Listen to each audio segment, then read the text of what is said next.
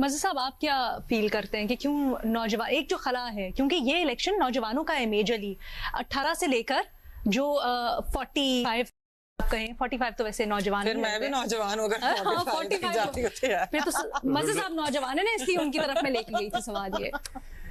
देखिए, आज वो किसी जज साहब का मैं रिमार्क्स पढ़ रहा था, नेट जब बैठ गया था तो उन्होंने कहा कि उम्मीद है इलेक्शन के बाद इंटरनेट ठीक हो जाएगा। अब ये इतना ज़ूमानी वो जुमला है। और देखिए, दो जमातों ने अंडरग्राउंड कैंपेन चलाई है। एक तो कल रात से कराची में एक खलबली मची हुई है कि एक जमात अचानक जो है और कुछ जगहों से में उनकी खवातीन जो है वो गई हैं डोर टू डोर वोट मांगने। और तो इसका मतलब है गो के उनकी कोई कैंपेन नहीं है, कोई वो नहीं है। लेकिन इससे एक हर जगह अगर आप बैठे कराची में जाएं, उन एरियाज में जहां उनकी डोमिनेशन रही है, तो वहां ये क्वेश्चन आ रहा है। अब ये क्वेश्चन MQM पाकिस्तान के लिए सबसे ज़्यादा परेशान कौन है, दीगर जमातों के लिए भी परेशान कौन है, कितना सीरियस है ये मामला, ये अभी हमें देखना बाकी है कि ये कितना संजीदा है।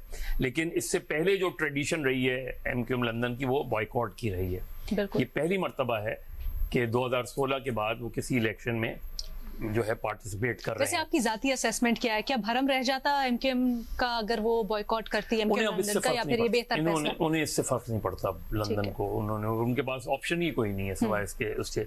दूसरी पीटीआई की कैंपेन भी जो कुछ इलाकों में हमने देखा है, उन्हें पता है, उन्होंने रैली के बाद एकदम सबको ये कहा कि कोई रैली अब नहीं निकालनी है, कोई लोग उठा लिए गए, केसेस रजिस्टर्ड हो गए। तो अब उनकी सारी वो रही कि किसी भी तरीके से, और ज़ाहिर है सोशल मीडिया, डिजिटल मीडिया, उन्होंने सबसे पहले उसको यूज़ किया। और इस वक्त उनका सारा जोर ये है कि जी किसी भी तरीके से वोटर्स जो है निकल के उधर आए। तो वो एक तरीके से हर सूरत में ये कह रहे हैं वो है। JUI ने खुद एक वो रही, JUI आखिरी वक्तों तक ये कहती रही कि इलेक्शन मुलतवी होने चाहिए, सारा उनका वो रहा, जोर रहा। लेकिन अल्टीमेटली बलूचिस्तान में जो है पहली मरतबा गालिबन मौलाना फजल रहमान सिर्फ अपने आबाई हल्के से ही इलेक्शन नहीं लड़े थे, बल्कि बलूचिस्तान से भी इलेक्शन लड़ रहे हैं। तो JUI को उम्मीद है कि बलूचिस्तान से कुछ हो, लेकिन उनकी हमने उस तरीके से जो माजी में उनके जलसे जुलूस होते थे उस तरीके से चीजें नहीं देखी। JUI वजह क्या समझते हैं इसकी? JUI वही रहा कि मौलाना फजल रहमान शायद यही उनका सारा जोर यही था। मियां नवाज शरीफ ने खुद कैंपेन लेड की, तो सारा ये कंफ्यूजन रहा। फिर जैसे JUI, आपको पता है कि लास्ट इलेक्शन में बिलावल का आज आखिरी जलसा है लाड़काना में।